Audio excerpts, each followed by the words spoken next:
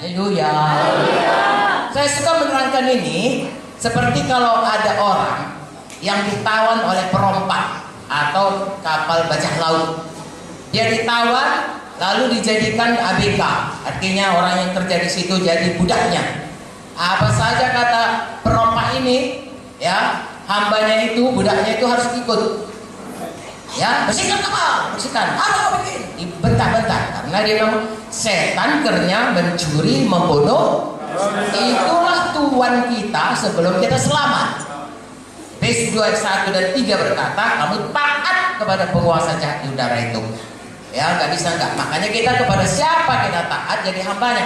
Hamba kepada setan lah kita. Walaupun dia pangkatnya tinggi, kedudukannya baik, tetapi yang tidak kelihatan hidupnya belum hidup, belum lahir baru, belum ada hidup kekal, mati secara rohani.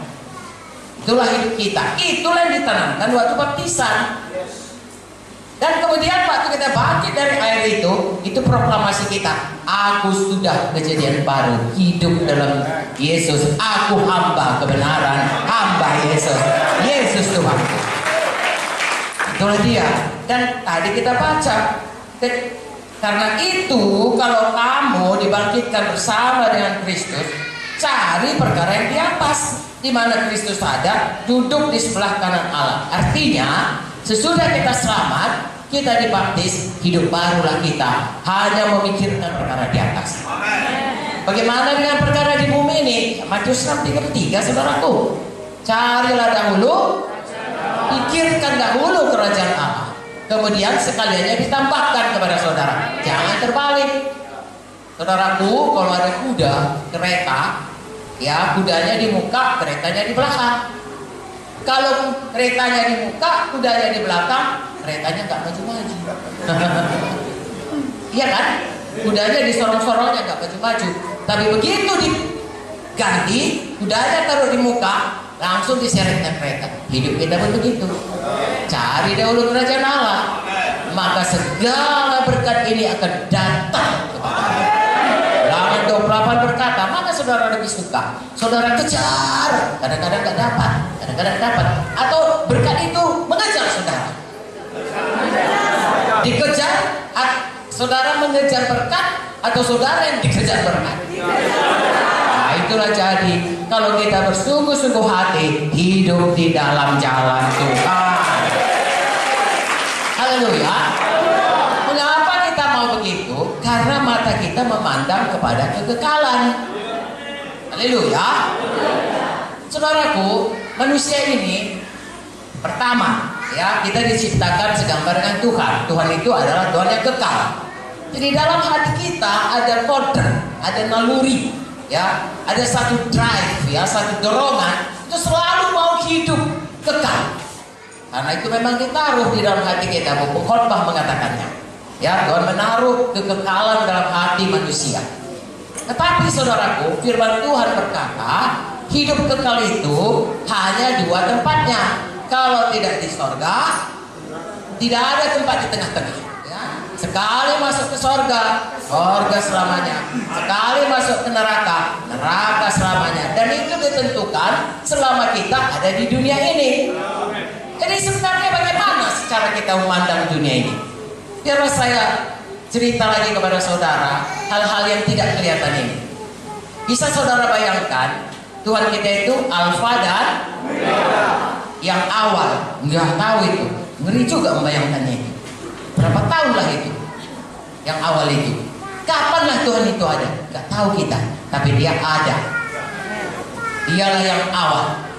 Lalu kemudian berlalulah masa demi masa, demi masa, demi masa.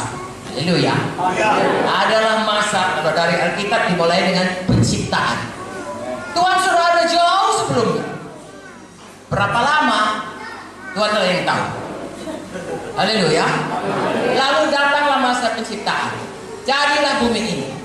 Kemudian Tuhan menempatkan Adam, dan saudara bisa baca dalam Alkitab ini keturunan demi keturunan demi keturunan demi keturunan. Betul? Dan kemudian saudaraku, sesudah selesai nanti satu masa, siapa yang percaya satu masa Tuhan Yesus datang Dan kemudian saudaraku, dunia ini lalu 7 tahun kita akan bersama Tuhan. Lalu Tuhan Yesus lagi datang memerintah 1000 tahun. Itu menurut Alkitab, memerintah 1000 tahun.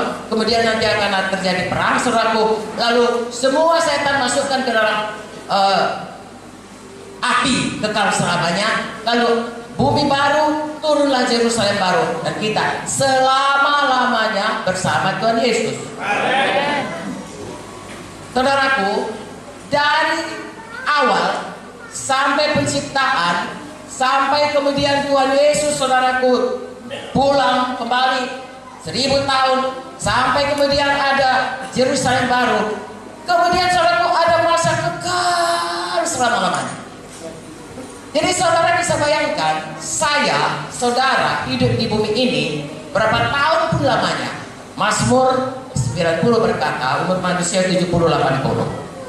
Ya, sesudah Nuh, saudaraku, ya, manusia umurnya kira-kira 120. 120 tahun itu, bahkan kalau 1000 tahun pun, itu hanya merupakan titik saja dalam masa kekekalan ini. Halo. Jadi saya dan saudara ada di bumi dalam pandangan kekekalan itu hanya satu titik saja. Lalu kemudian kita akan masuk dalam masa kekekalan panjang. Saya tanya kepada saudara, mana yang lebih penting? Masa selama di titik ini atau masa yang kekal? Masa yang kekal. Dua penting. Tapi memang paling penting yang masa kekal ini. Kenapa saya katakan yang di titik ini pun penting? Karena di mana kita di masa kekal ini ditentukan oleh apa yang kita lakukan di titik ini. Itu sebabnya saya dan saudara harus mempunyai cara pandang kepada kehidupan kita dengan benar, supaya bagaimana kita nanti memakai atau ada di dalam masa kekekalan itu, kiranya kita semua diberkati bersama-sama di Yerusalem baru dan menerima banyak-banyak mahkota dan menerima kemuliaan.